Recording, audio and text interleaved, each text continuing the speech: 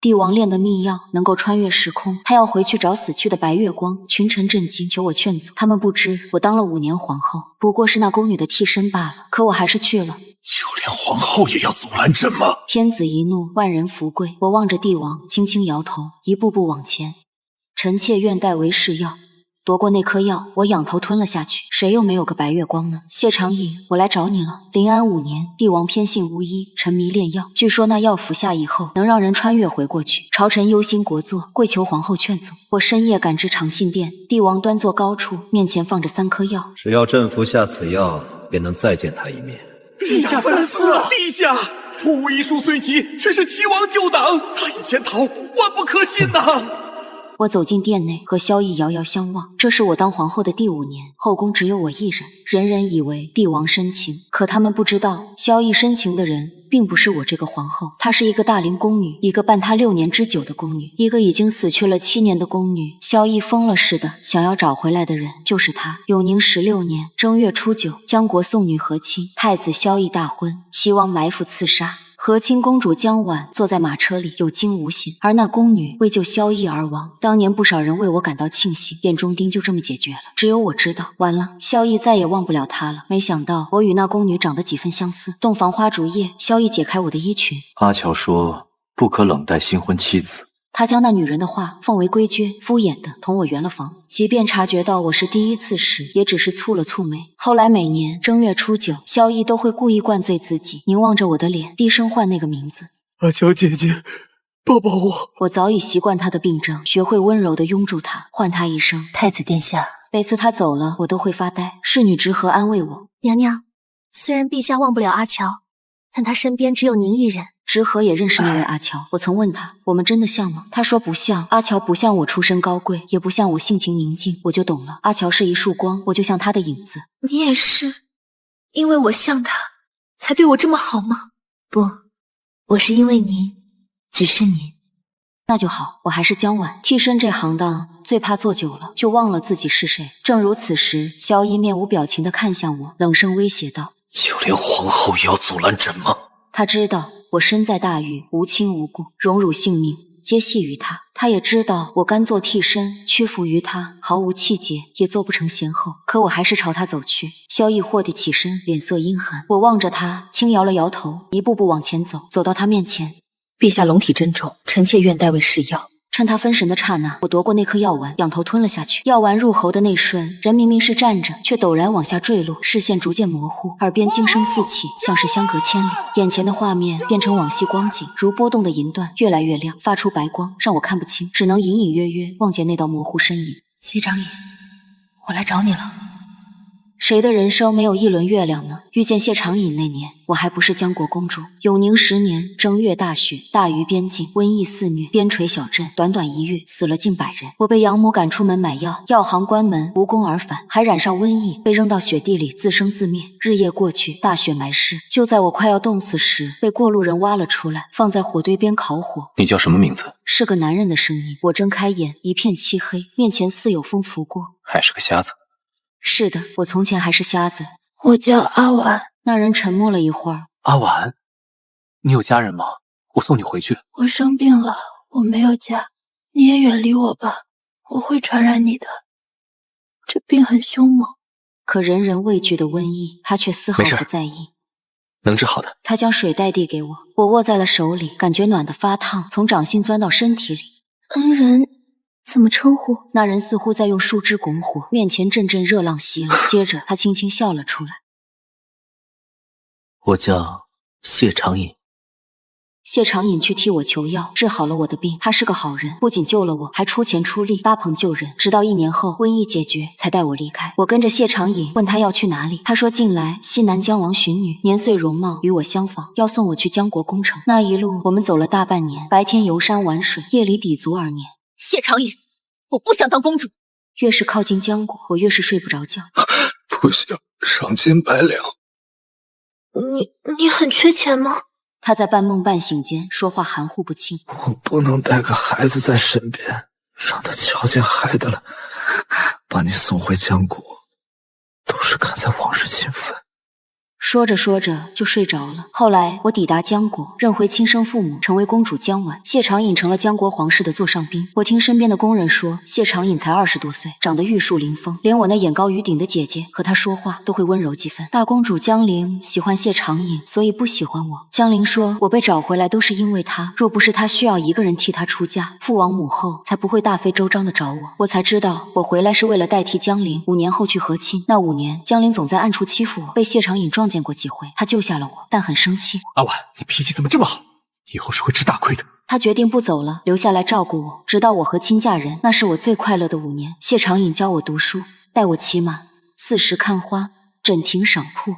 我因为看不见，有时撞进他怀里，他下意识揽过我，回神时才推开，尴尬的轻咳。我想他也喜欢我。5年过去，我不愿和亲。灵儿被惯坏了，受不得苦。可我是个瞎子。没关系，大禹能治好的。母后又没去过大禹。谢长隐说的。我怔了怔，跑去找他。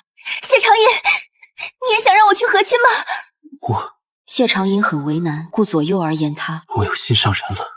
我就去和亲了，他送我最后一程，自然也不是为了我。他的心上人在大禹，和亲使团在驿站安置。大禹派人为我治病，那时谢长隐常常不在，他去见喜欢的姑娘了。我为何能知道？因为谢长隐心情实在太好了，闲时会劝我安心待嫁，说大禹太子也很不错。大婚前夕，我的眼睛治好了，跑过去见他。小雪天气，竹院长廊，我轻推门，不期然撞见他与女子私会。青绿帷幔后，2道人影模糊。等阿婉成了亲，我们就去江南小住，再无旁人，只做对寻常夫妻。好啊，夫君。床上帷幔猛地晃动，泄出半点春色。那是我头一回见他，连人都没看清，却撞见这一幕。隔着那层轻纱，他看到了我。阿婉，你怎么来了？他推开那女人，匆匆下床。我转身逃走。与此同时，我期盼着，若他追出来的话，我就与那女人争一争；若是没有，他没有。我听见那女人的声音：“谢长隐，你站住！你不能娶她，追上去又能做什么？”他没有说话，没有出门。门外，我蹲在地上，无声哭泣。从那以后，我嫁给萧绎，他想着早逝的阿乔，我想着错过的谢长隐。可我不该在和萧绎相处时鬼使神差地说出他的名字。正所谓，只许州官放火，不许百姓点灯。萧绎就是最大的州官，我就是最倒霉的百姓。谢长隐是谁？萧绎几乎是暴怒，我瑟瑟发抖。我得罪了萧绎，若不能讨好他，只怕后位难保，江国也护不住了。所以不如以身试药。巫医曾说，服下此药，只要心里想谁，就能够见到谁。我拼命想着谢长隐，如果能更早遇见他，在他还没有心上人时就遇见他就好了。白光渐散，睁眼已是白昼。身在某处废弃园子里，枯井深处传来响动。我伏在井边，往下望去。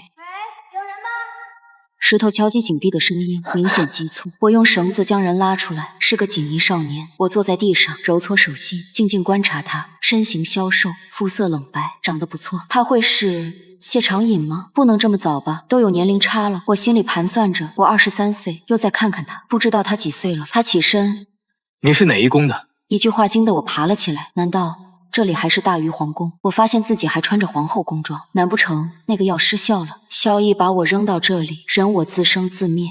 我是皇后，你呢？少年眼里的介父瞬间没了，随意的看我一眼。皇后早就死了。我就知道。他从我身边经过。不管怎么说，谢谢了。改天我来看你。我好像被当成冷宫里的疯子了。好吧，确实像，但灵光闪过，这不对啊。等等，现在是永宁几年？我声音都颤抖了。少年回头看我，语气淡淡。永宁10年。内心骇然。永宁10年，13年前，是我遇见谢长隐的那年。我应该在大禹边境啊，这药怎么会是身穿？那么，此时谢长隐已经遇见10岁的我了。我瞬间恍惚，猛地往后摔在地上，只觉目眩耳鸣，视线正上方，少年俯视我。你没事吧？我平躺在地上，换了个角度看，才发现这张脸莫名眼熟，这眉眼，这轮廓，就连关心也不太走心的语气。我好气又无奈地笑了出来。你是萧仪啊？少年的眸光寸寸冷了下来。你认识我？你不是疯子。你是谁？我是谁？我说我是你未来的皇后，你也不敢相信啊。他将匕首横在我颈侧。你到底是谁？谁派你接近我的？你做什么？我刚刚救了你啊！此处少有人来，你怎么会来这里？萧逸将刀刃压得更紧。你是谁的人？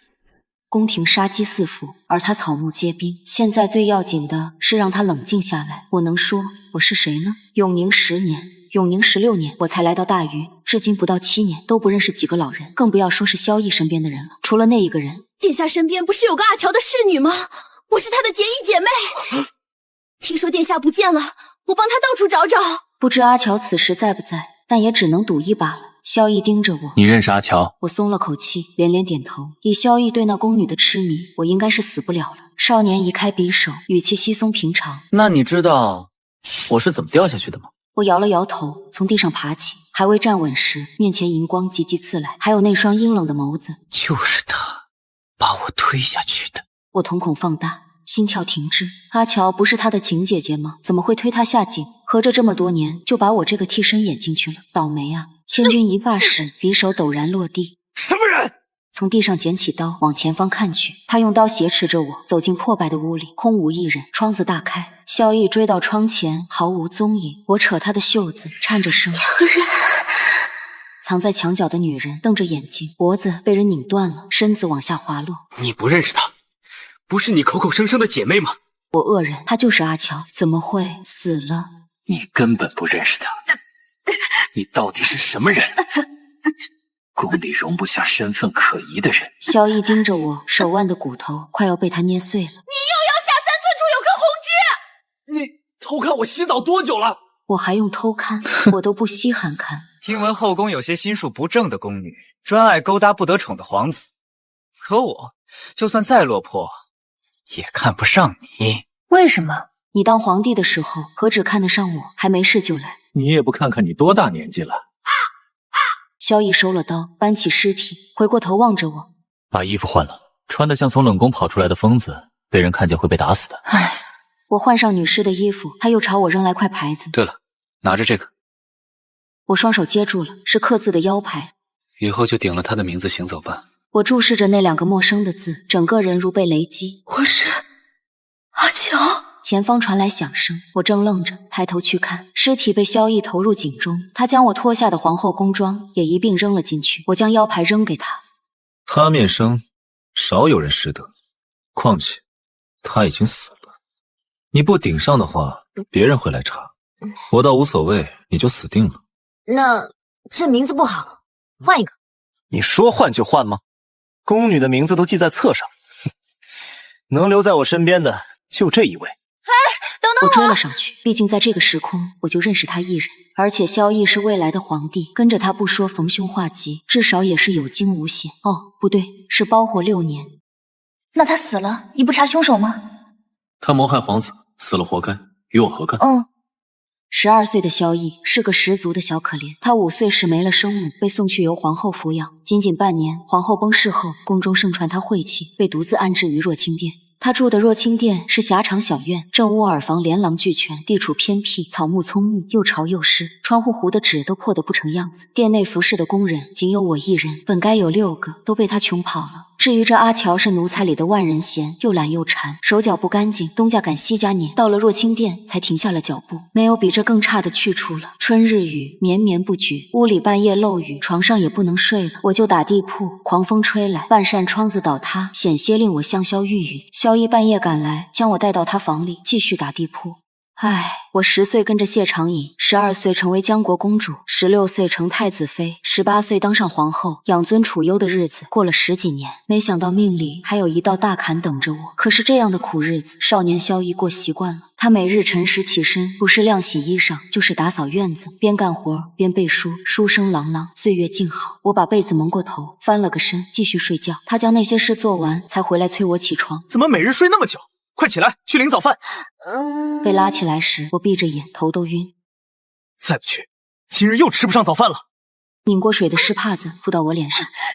萧逸再能干也是主子，宫里尊卑分明，不好自己去领早膳。我梳好头，洗把脸，跑去御膳房，打起笑脸去讨一口吃的。回到殿内，打开食盒。唉，这才3个月，我都饿瘦了。挺好的。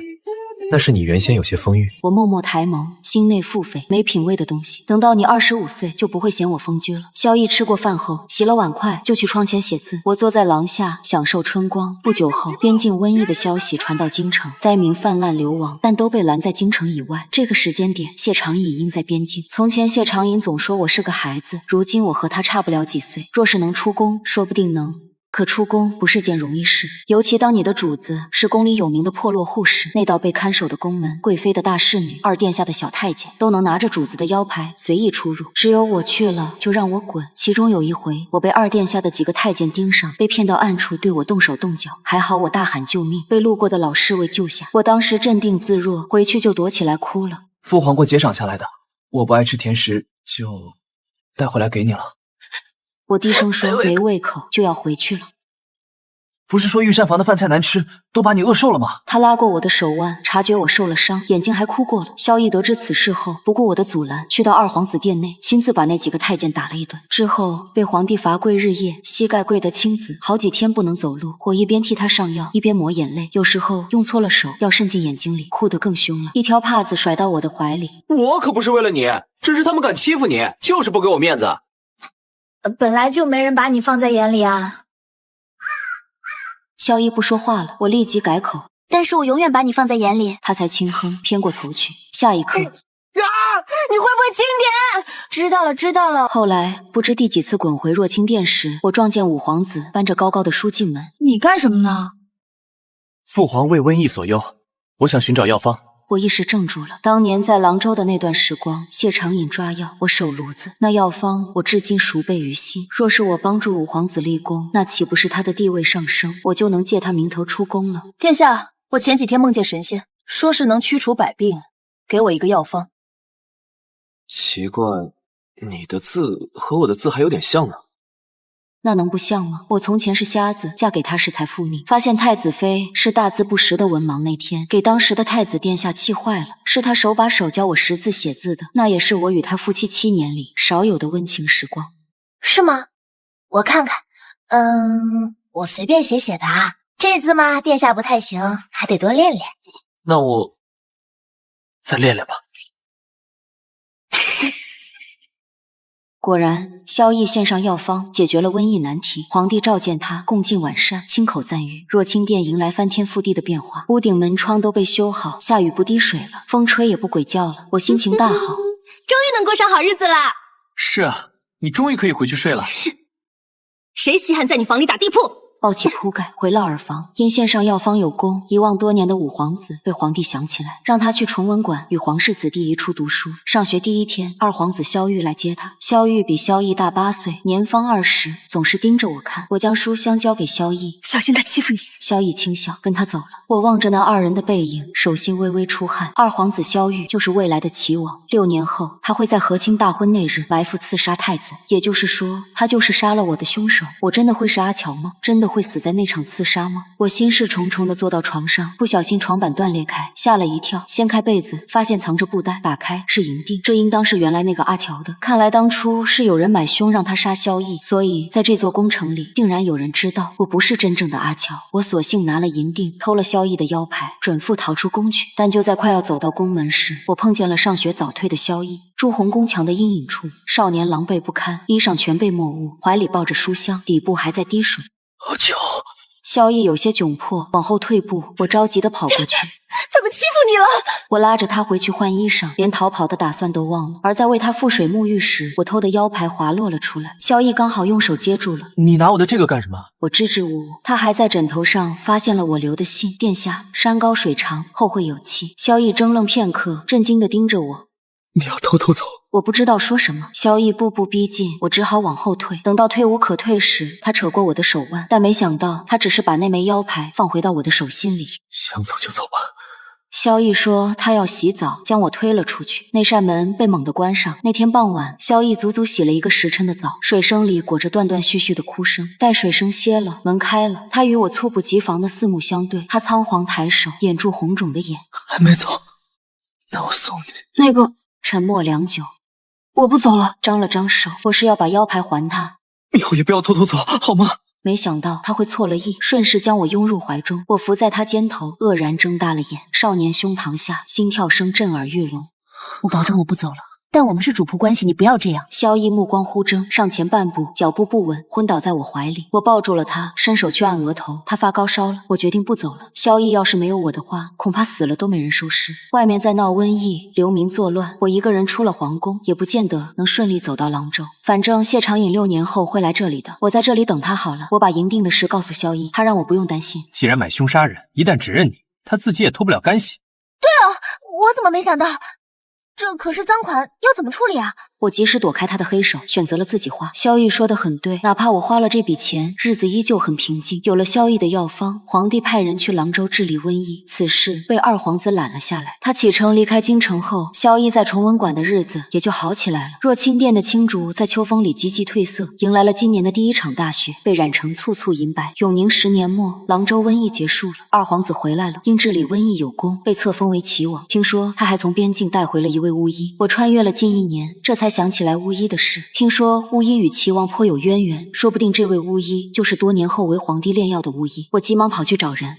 袁姑姑，小院子里摆满晒药的架子，中间立着位中年女人。她转过身来，面容熟悉，行动间身形不稳，是因为左腿瘸了多年。真的是她，巫医袁氏姑姑。他不明所以地看着我，我尴尬地笑了。刚才太着急都忘了，这里是13年前，当年我认识他时，我才17岁，他年近50，自然称得上姑姑。可眼前的袁一才37岁，我也有23岁，叫姑姑属实不合适。袁姑姑向来对小事不介意。无妨，你来找我何事？我是若清殿的宫女，特来请教您事情。袁大夫是城储巫，可曾听说过一种药，能让人回到过去，不仅是灵魂，还包括肉身。我知道这个药名字叫缩，服药之人称为人所，以身为锁。是啊，凡是服药的巫女都失踪了，大约是炼制失败了。你是怎么听说这种药的？我就是炼制人所。我能够出现在这里，就说明那药是真的存在。我望着他，良久道：“你会炼制出此药的。”袁姑姑不解。但我3天2头就跑去找他，凭借记忆里对他的了解，我们很快又成为朋友。袁一在我的撺掇下尝试炼制缩药，可关于缩的记载很少，甚至只留下了这个名字。我让萧逸寻了台纺织机，想在织布过程中观察缩，但我不会织布，束手无地，还是萧逸见多识广，教我坐上去踩踏投缩，将木梳式的碰框往后拉回，脚踏时起时落，发出沉闷的声音。那枚梭子被投入，迅速来回穿行，快得连影子都看不见。我缓缓停下脚。你怎会对他感兴趣？萧逸将梭子拿起来，居然连这个都会。因为我聪明啊。他将梭子扔给我，双手抱在胸前，眉眼难掩得意。小时候妈妈织布，我一看就懂了。我接住他扔来的梭子，握在手心里，像是被烫到。穿越的第1年过去了，我和萧逸约好了除夕守岁，但若清殿就我们2个人，实在太冷清了，我就约了袁姑姑，准备介绍给萧逸认识。袁一欣然答应。那夜，萧逸推门进来，梅花抱了满怀，可突然见到陌生人，唇边笑容就凝住了。听完我的介绍，更是目光幽怨。原来好久不在家，就是跑出去找他了。他这话说的我都不好意思了。袁一起身望着他，萧逸敷衍的点头，就将人赶走了。接着长手一拦，不许我去追。他轻轻歪头，垂眸睨着我。今夜守岁，就你和我。修长的手指抵在门框，轻轻敲打出声，像是在威慑，又像在撒娇。我拿少年期的前夫没有办法了。他不仅偷偷给我折了梅花，还专门去找人要了红薯，埋进守岁的炭火里。等到后半夜煨熟了，亲手剥给我吃。那真是个甜丝丝的除夕夜。冬去春来，光阴飞逝，转眼到了第2年夏，6月里就热得不行。夜里萧逸看书，我得给他打扇子赶蚊子。轻罗小扇扑流莺，我让你飞！陷入漆黑。咦，我又瞎了！我愣住，伸手挥动。萧逸沉默半晌，蜡烛被你打灭了。他重燃烛火，夜间闷热，我拿他的字帖做扇子，摇得声响，还是热出了汗。我看他在专心读书，就偷偷把外衫脱去，里面是轻纱襦裙，但刚脱下，又他被穿上。男女有别，恪守礼法，非礼勿视，非礼勿听。何况我正当少年，血气未定，见识不广。他絮絮叨叨，不知在说什么，说得我更热了。难道你不热吗？你额头上都是汗啊！哼！我猛地凑近他，萧逸腾地站起来。你下去吧。